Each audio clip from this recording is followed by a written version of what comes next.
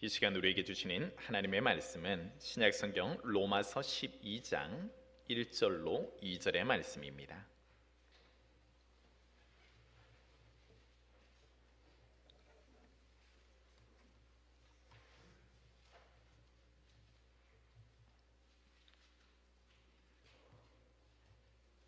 말씀을 봉독해 올리겠습니다. 그러므로 형제들아, 내가 하나님의 모든 자비하심으로 너희를 권하노니 너희 몸을 하나님이 기뻐하시는 거룩한 산 제물로 드리라. 이는 너희가 드릴 영적 예배니라. 너희는 이 세대를 본받지 말고 오직 마음을 새롭게 함으로 변화를 받아 하나님의 선하시고 기뻐하시고 온전하신 뜻이 무엇인지 분별하도록 하라. 아멘. 우리 좌우에 계신 분과 인사 한번 나눕시다. 주 안에서 사랑합니다.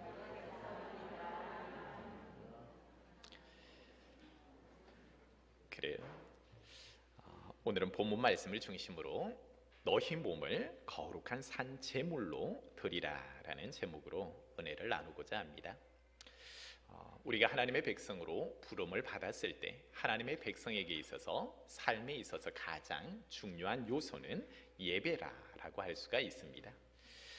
이 예배를 통하여서 하나님께서 우리의 생사화복을 주관하시고 또 은혜를 베풀어 주시기 때문입니다. 구약에 하나님께서 하나님의 백성을 부르시고 난 이후에 그들에게 삶의 가장 중심이 되게 하는 것은 5대 제사를 이렇게 그들에게 율법을 통하여서 주었지요. 그러면서 너희가 가장 기쁜 일이 있을 때 하나님 앞에 나와서 제사하고 예배를 드리라. 그리고 너희가 죄 가운데 혹 있다 하거든 너희의 죄를 사함받기 위하여서 또한 하나님 앞에 나와서 속죄제를 드리고 속건제를 드리며 또한 너희가 그 죄 사함을 받으라라는 겁니다. 가장 기쁜 일이 있을 때 또 너희들은 화목제를 드리면서 또 하나님과 더불어서 한 형제들과 나누며 그렇게 또 교제의 삶을 살게도 하였고 너희가 하나님의 일을 충성되이 담당하겠노라 결심하게 될 때도 번제를 드리며 하나님 앞에 너희의 충성을 또 그렇게 결심을 보여라 라고 말하고 계시죠. 하나님과 하나님의 백성이 단절된 것이 아니라 하나님과 교통하는 방법으로 하나님은 예배 제도를 그들의 백성에게 세워주셨고 예배를 통하여서 그들에게 말씀하시고 그들의 죄를 사하시며 그들을 또한 복주시고 계셨다라고 할 수가 있습니다. 그래서 하나님의 백성에게 있어서 가장 중심되는 삶은 예배의 삶, 제사의 삶이라고 할 수가 있습니다. 그럴 때 하나님께서는 이 제사의 제도를 세워주셨음에도 불구하고 제사가 연락되어지는 제사가 있는가 하면 그렇지 못한 제사가 있었다라는 겁니다. 그럴 때 우리는 하나님께 연락되지 못한 제사는 어떤 종류가 있었는가 하는 것을 성경을 통하여서 우리가 한번 살펴볼 수 있습니다. 이것은 크게 두 가지로 이렇게 한번 생각해 볼 수 있는데 그 첫 번째는 하나님께서는 하나님께 드리는 제사에 있어서 나올 때 빈손으로 나오게 하지 아니하고 항상 하나님 앞에 나올 때는 제물을 가지고 나오게 했습니다. 그런데 하나님 앞에 나올 때 그 제물에 흠이 있을 때 하나님께서는 그 예배를 연락하지를 않으셨습니다. 하나님은 흠없고 순결한 짐승 즉 제물을 하나님 앞에 올려드리라라고 했는데 말라기서 1장 8절의 말씀에 보면 이렇게 기록합니다. 만군의 여호와가 이르노라 너희가 눈먼 희생 제물을 바치는 것이 어찌 악하지 아니하며 저는 것 병든 것을 드리는 것이 어찌 악하지 아니하냐. 이제 그것을 너희 총독에게 드려보라. 그가 너를 기뻐하겠으며 너를 받아주겠느냐. 하나님 앞에 드리는 것이 아까워서 눈먼 희생 제물과 저는 것, 병든 것, 연약한 것들을 하나님께 희생 제물을 드리라 하니까 하나님 앞에 나오면서 제물을 드리라 하니까 가장 보잘것없는 것, 가치 없는 것들을 하나님 앞에 드리고 나는 이것을 드렸으니까 하나님 앞에 예배할 도리는 다 했다라고 하는 것입니다. 근데 하나님께서는 대묻고 있죠. 그런 것을 너희 총독에게 드려봐라. 너희를 주관하고 있는 그 세상의 총독에게 드려보면 그 총독이 그것을 기뻐 받아주겠느냐라는 겁니다. 하물며 그 총독도 그것에 대하여서 기뻐받지 않겠거늘 흠없는 것들을 흠이 있는 것들을 오히려 하나님께 드리는 것을 하나님이 기뻐받지 않는다라는 겁니다. 그래서 하나님 앞에 나올 때에 제물 드림이 흠이 있는 것을 하나님은 연락하지를 않으셨습니다. 또 한 가지 하나님께 연락되지 못한 제사는 제물에는 흠이 없다 할지라도 그 제물을 드리는 자의 예배자가 흠이 있을 때 그 제사는 하나님 앞에 연락을 받지 못하였습니다. 미가서 6장 7절로 8절의 말씀에 보면 여호와께서 천천의 순양이나 만만의 강물 같은 기름을 기뻐하실까? 사람아 주께서 선한 것이 무엇임을 내게 보이셨나니 여호와께서 내게 구하시는 것은 오직 정의를 행하며 인자를 사랑하며 겸손하게 내 하나님과 함께하는 것이 아니냐라고 말하고 있고, 호세아서 8장 13절의 말씀 속에서도 그들이 내게 고기를 제물로 드리고 먹을지라도 여호와는 그것을 기뻐하지 아니하고 이제 그들의 죄악을 기억하여 그 죄를 벌하리니 그들은 애굽으로 다시 가리라라고 말하고 있습니다. 무엇입니까? 그들이 아무리 흠없는 제물을 하나님 앞에 드렸다 한들 천천의 순양을 드리고 만만의 강물 같은 기름을 여호와께 드린다 할지라도 그의 드리는 예배자의 죄악이 있을 때 하나님은 아무리 제물이 흠이 없다 하더라도 예배 드리는 자의 죄악으로 말미암아 하나님은 그 예배를 받지 아니하시겠다라는 겁니다. 구약 성경 사무엘상 2장 17절의 말씀에 보면 엘리 제사장의 두 아들 홈니와 비나하스의 죄악에 대하여서 이렇게 기록합니다. 이 소년들의 죄가 여호와 앞에 심히 크면 그들이 여호와의 제사를 멸시함이었더라라고 기록합니다. 비록 그들이 홈니와 비나하스가 제사장으로서 하나님 앞에 예배를 집례하는 자였지만 하나님께 올려드리는 제물에 대하여서 자기가 먼저 취해버리죠. 좋은 것은 자기가 취하죠. 성전 회막에서 수종드는 여인들과 동침하기도 하고 그가 여호와 앞에 죄를 범하는 겁니다. 그리고 여호와의 제사를 멸시해 버렸습니다. 그럴 때 하나님께서는 이렇게 기록합니다. 엘리 제사장과 그 가문의 저주의 말씀을 주면서 사무엘상 2장 30절의 말씀에 보면 나를 존중히 여기는 자를 내가 존중히 여기고 나를 멸시하는 자를 내가 경멸하리라 라고 이야기를 합니다. 아무리 제물에 흠이 없다 하더라도 그 제물을 드리는 예배자의 삶이 하나님 보시기에 죄가 있으면 하나님께서는 아무리 형식을 갖추었다 하더라도 아무리 흠없는 제물들을 드린다 하더라도 그 예배는 하나님이 기뻐 받으시지 않는 연락하지 않는 예배가 된다라는 겁니다. 우리가 드리는 예배에 있어서 여러분 우리는 한번 살펴봐야 합니다. 하나님이 받지 않는 예배 그것은 제물에 흠이 있는 것을 하나님이 받지 아니하시고 또 제물에는 흠이 없다 하더라도 예배자의 삶이 죄가 있을 때 하나님은 그 예배를 받지 않는다라고 이야기를 하고 있습니다. 그럴 때 우리의 삶 속에서 하나님이 기뻐 받으실 수 있는 예배를 우리는 드릴 수 있기를 소망합니다. 그렇다고 하면 하나님이 기뻐 받으시는 예배는 어떤 예배를 하나님이 기뻐 받으시는가? 그리고 오늘날 우리에게 하나님이 요구하시는 예배는 어떤 예배인가 하는 것이 오늘 본문 속에서 12장 1절과 2절을 통하여서 잘 우리에게 말씀하고 있다라는 겁니다. 한마디로 표현하면 하나님이 기뻐 받으시고 연락하시는 예배, 제사는 거룩한 제사를 하나님께서는 받으신다라는 겁니다. 1절의 말씀 속에 하나님이 기뻐 받으시는 예배는 어떤 예배입니까? 너희 몸을 거룩한 산 제물로 드리라라는 겁니다. 그래서 1절에 이렇게 기록합니다. 그러므로 형제들아 내가 하나님의 모든 자비하심으로 너희를 권하노니 너희 몸을 하나님이 기뻐하시는 거룩한 산 제물로 드리라. 이는 너희가 드릴 영적 예배니라 라고 말씀하고 있습니다. 지금 하나님께서 우리에게 지금 요구하고 있는 예배는 구약 시대의 동물을 하나님 앞에 제물로 드리는 것이 이제는 아니라 누구를 제물로 드리라 하고 있습니까? 너희 몸을 우리 몸을 산 제물로 드리라 라고 이야기를 하고 있는 것입니다.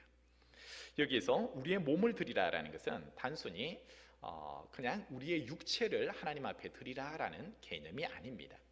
헬라 사상에 있어서는 몸은 영혼을 담는 그릇이다라고 해서 영혼과 몸을 분리해서 생각하는데, 유대 사상에 있어서는 몸을 하나의 통전적인 것으로 생각합니다.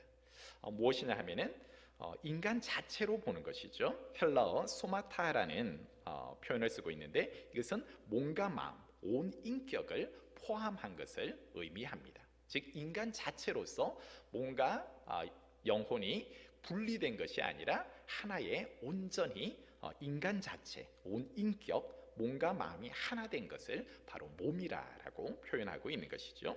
그럴 때 지금 사도 바울이 너희의 몸을 하나님께 드리라라는 것은 그냥 몸만 오는 것이 아니라 너희의 마음, 너희의 모든 삶을 하나님 앞에 드리되 그것이 죽어있는 제물이 아니라 산 제물로 너희 앞에, 하나님 앞에 드림이 마땅하다라고 이야기를 하고 있죠.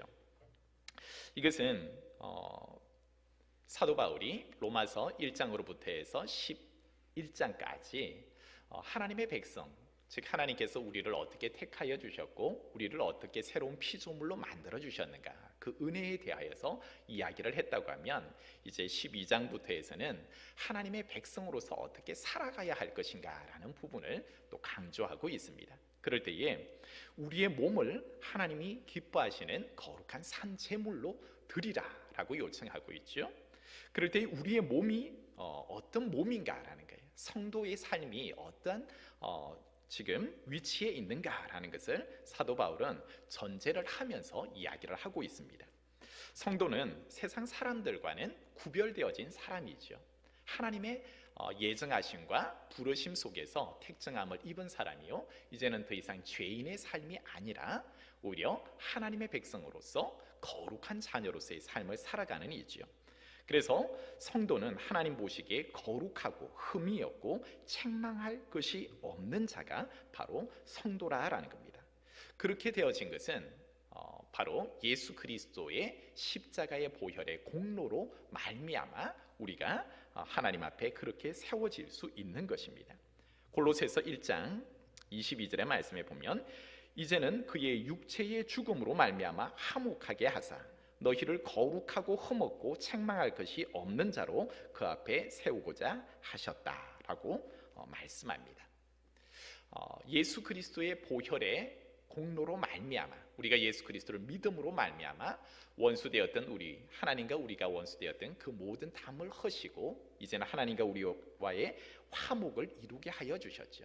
그래서 우리가 누구냐라고 할 때 거룩하고 흠이 없고 책망할 것이 없는 자이다 라는 겁니다. 그래서 예수 그리스도 안에서 우리는 새로운 피조물이 된 자로서 삶을 살아가는 것이죠. 그럴 때 사도 바울이 이제는 너희가 이런 하나님 보시기에 거룩한 자로서, 흠없는 자로서 살아가야 하는데, 너희에게 하나님이 요구하는 예배가 있다라는 겁니다. 너희가 그리스도 안에서 새로운 피조물이 되었을 때 이제 너희의 예배는 과거의 구약의 그런 동물의 제사를 드리는 예배를 하나님이 더 이상 원하지 않는다라는 겁니다. 새로운 방식의 예배를 오늘날 너희에게 하나님께서 원하고 계시다라는 겁니다. 그 예배가 바로 짧게 기록하는 산제사, 하나님이 받으시는 거룩한 산제사를 하나님은 받기를 원하시는데, 그 산제사가 바로 너희 몸을 하나님 앞에 산제사로 드리기를 원한다라고 이야기를 하는 것이지요. 예수님께서도 요한복음 4장 24절의 말씀 속에서 하나님은 영이시니 예배하는 자가 영과 진리로 예배할지니라 라고 말하고 있습니다. 하나님은 영이신데 하나님의 백성이 예배를 드려야 하는데, 그 예배는 영과 진리로 예배하는 것이어야 한다는 겁니다.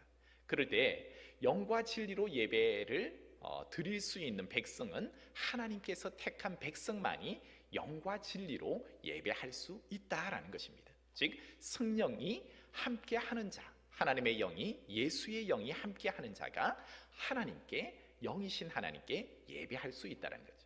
세상의 사람들은 하나님을 예배하려고 해도 영과 진리로 예배할 수가 없다라는 것입니다. 그럴 때 예수님께서 사마리아 여인에게 말씀하셨던 것처럼 하나님이 기뻐 받으시는 예배는 영과 진리로 드리는 예배가 바로 하나님이 기뻐 받으시는 예배가 되어진다라는 것입니다. 그럴 때 사도 바울은 로마서를 통하여서 우리의 몸을 그렇다고 하면은 이제는 어떻게 사용해야 하는가, 하나님께서 기뻐 받으시는 제물로 드려야 하는데 우리의 몸을 어떻게 드릴까 할 때 의의 무기로 하나님께 드리라라고 이야기를 합니다. 로마서 6장 13절의 말씀에 보면 또한 너희 지체를 불의의 무기로 죄에게 내주지 말고 오직 너희 자신을 죽은 자 가운데서 다시 살아난 자 같이 하나님께 드리며 너희 지체를 의의 무기로 하나님께 드리라라고 말하고 있습니다. 더 이상 불의의 무기로 너희 지체를 드리지 말고 의의 무기로 하나님께 너희의 지체를 드리라, 너희의 몸을 하나님께 드리라라는 거죠. 뿐만 아니라 갈라디아서 2장 20절의 말씀처럼 내가 그리스도와 함께 십자가에 못 박혔는데 이제는 내가 사는 것이 아니라 오직 내 안에 그리스도께서 사시는 것이고 이제 내가 육체 가운데 사는 것은 나를 사랑하사 나를 위하여 자기 자신을 버리신 하나님의 아들을 믿는 믿음 안에서 사는 것이라 라고 말하고 있습니다.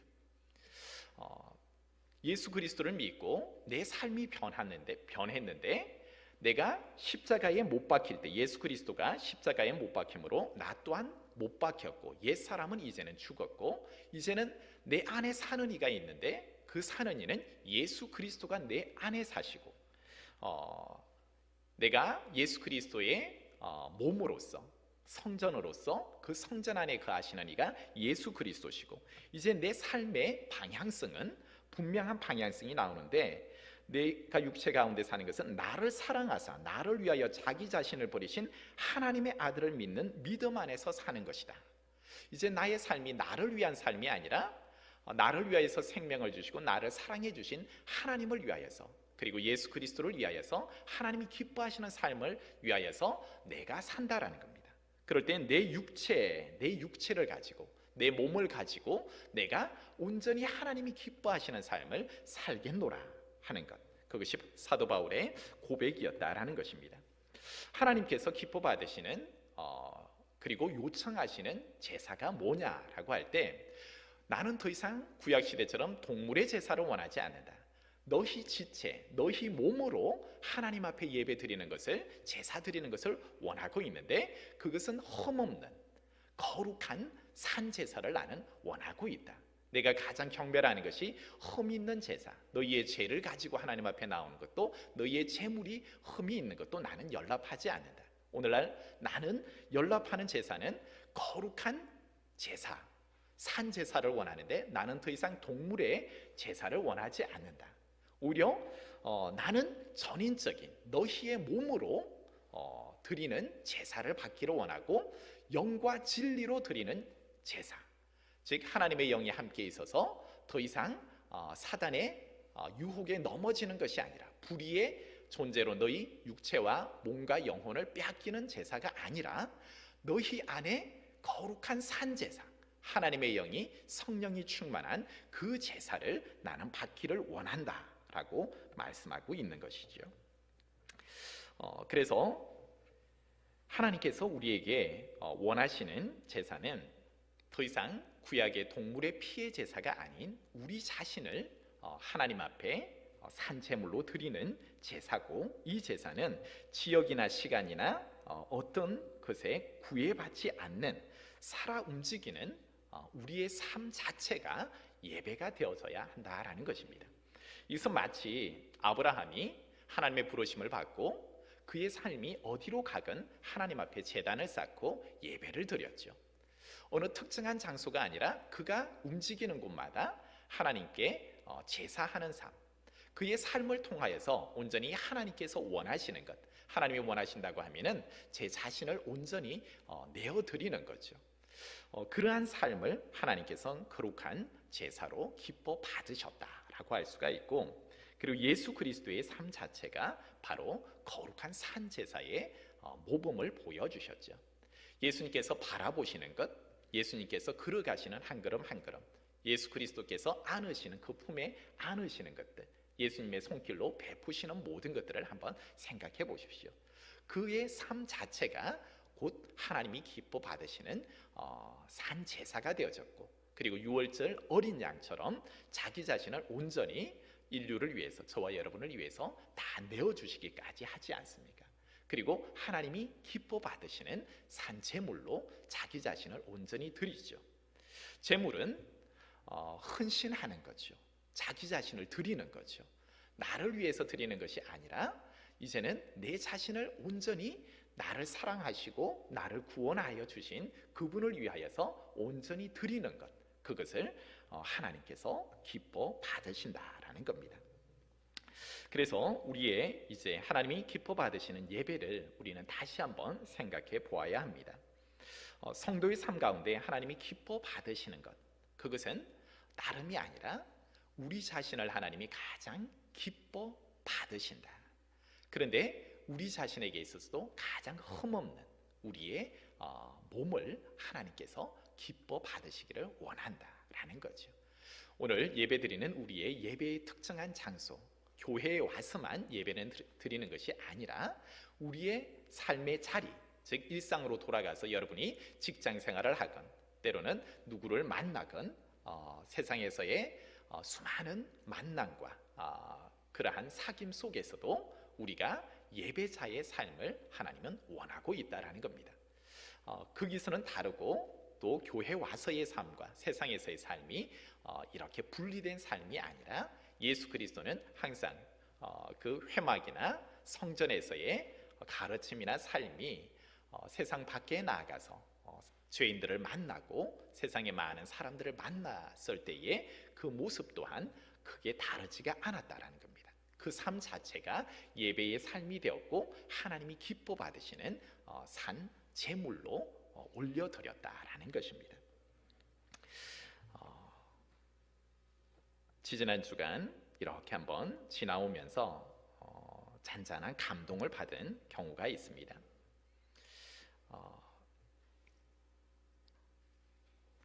자그마한 선물 하나를 받게 되어졌는데,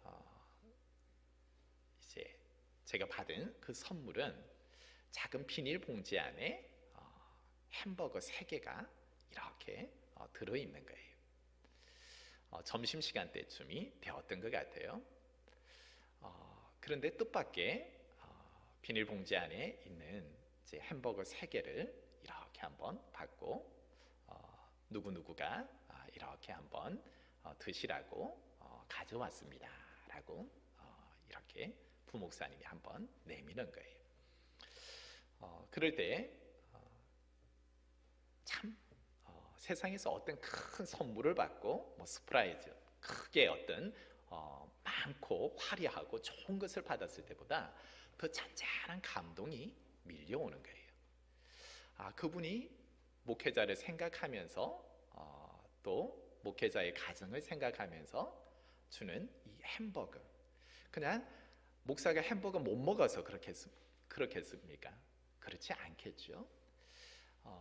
목회자를 생각하는 마음, 그리고 주님의 몸된 교회에 나오면서 또 종을 사랑하는 마음, 그리고 자기가 할 수 있는 가장 또 할 수 있는 그 상황 속에서 최선의 것으로 이렇게 섬기는 그 마음들이 전해지니까 오히려 그 속에서 먹으면서도 바라보면서도 또 그것을 함께 나누면서도 굉장히 큰 감동과 더불어서, 목사가 그것을 먹으면서 가만히 있었겠습니까?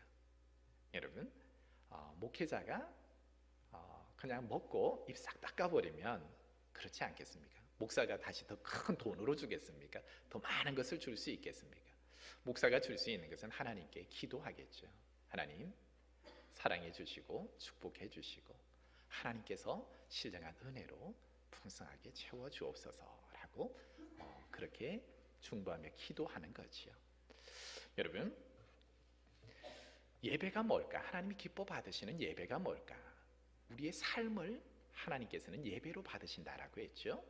바로 작은 햄버거를 하나 그냥 생각나서 이렇게 드리는 것 하나도 그것은 바로 예배가 되는 거예요. 산 제물이 되는 거예요. 하나님이 가장 기뻐 받으시는 예배가 어떤 예배라 했습니까? 제물과 더불어서 그 마음, 드리는 예배자의 마음이 거룩하고 정결할 때, 목회자를 생각하는 마음, 때로는 이것을 내가 주지만 작은 것 보잘것없는 겁니다 하고 안 주는 것보다 오히려 내 삶 속에서 감동이 있어서 그것을 나누는 그 자체가 바로 예배가 되고 하나님이 받으시는 산 제사가 되어지는 거예요. 삶을 통하여서 내가 하나님께서, 예수님께서 마태복음 25장에 보면 뭐라 말씀하십니까? 지극히 작은 자 하나에게 한 것이 곧 나에게 한 것이다 라고 하고 하나님이 그것을 가장 기뻐 받으셨죠.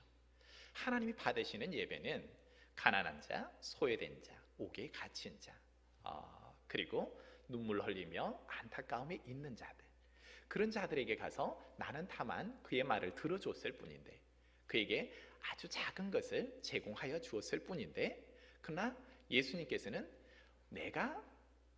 나는 예수님께 그렇게 한 일 없는데요 라고 이야기하지만, 예수님은 너는 내가 옥에 갇혔을 때 와서 돌아보았다.